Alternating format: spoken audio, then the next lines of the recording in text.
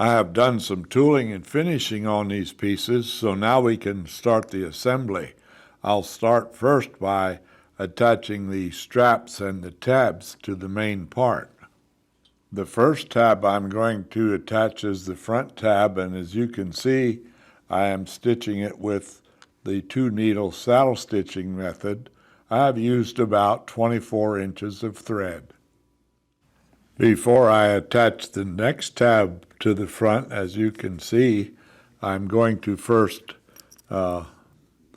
attach a buckle to the tab, and I will do that by pushing it through, as you can see, and then I will fasten it with a medium-sized rivet.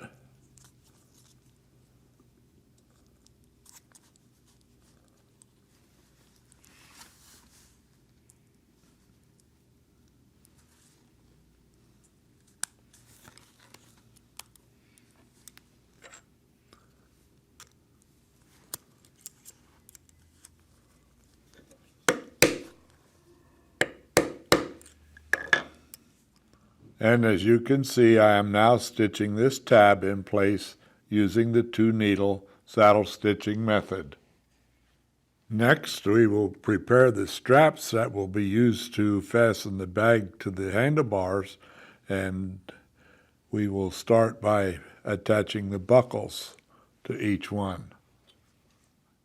To attach the long strap to the main body, the first thing I'll do is go through my buckle with the strap, bring the tongue up through the slot,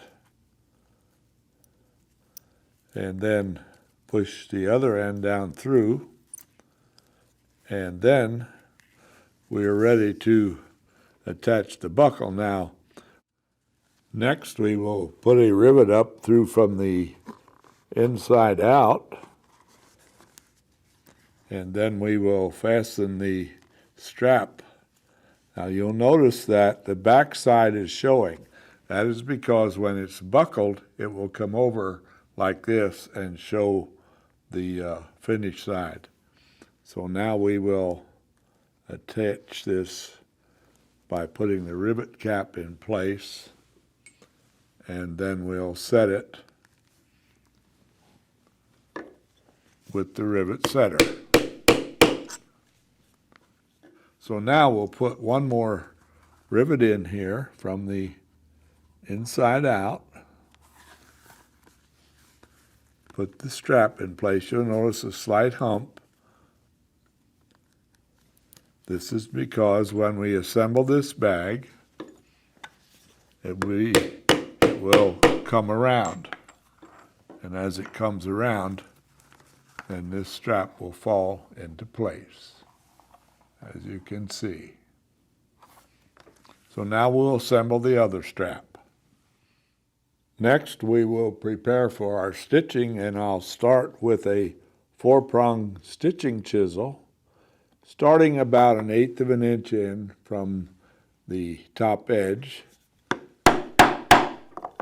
I will punch holes all the way down.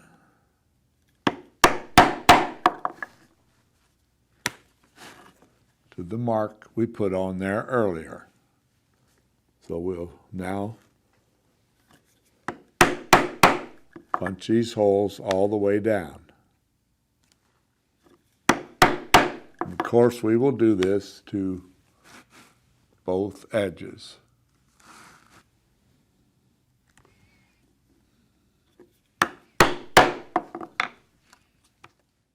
It is now time to stitch the gussets into place.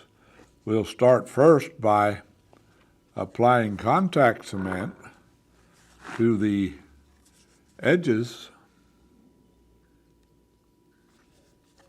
where we've made the folds.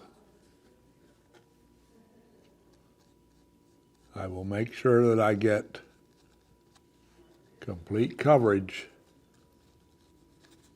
of these edges. And we'll do this to both of the gussets because we will be putting the gussets in at the same time. Next, I will apply contact cement about 1/4 of an inch wide to the edges where we will attach them. And we'll attach them up to the point where we did our punching with the stitching punch. And of course we will do this to both edges.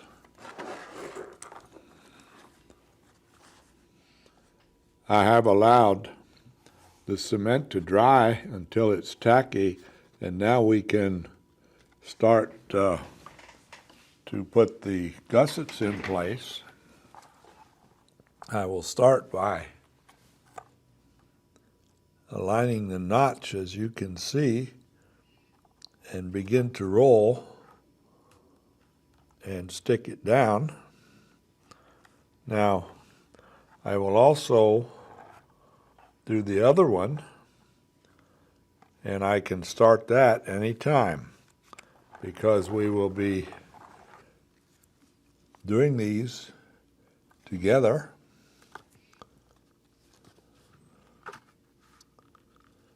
And as you can see, I'm pressing it down very hard so that we get a good adhesion. Keep rolling. Now we can go back to the other side and continue rolling this one. And we will go back and forth until we get all the way around. After you have the gussets cemented into place, you can roll the top over and buckle it, and this will hold it into place as we start our stitching. At this time, you can secure that bond a little more by using a modeling tool and pressing it down hard against a hard surface.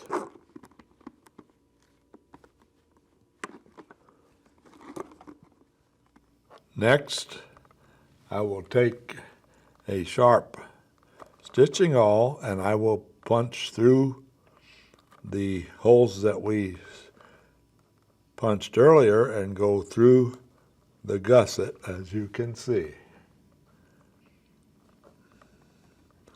We'll do this all the way around on both sides.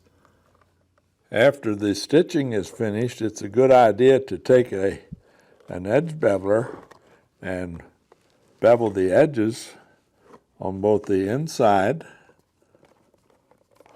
and the outside.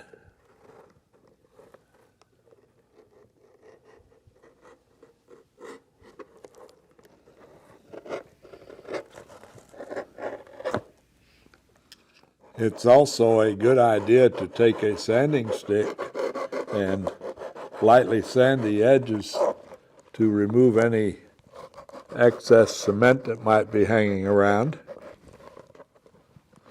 and to also even up the area where the two pieces of leather came together.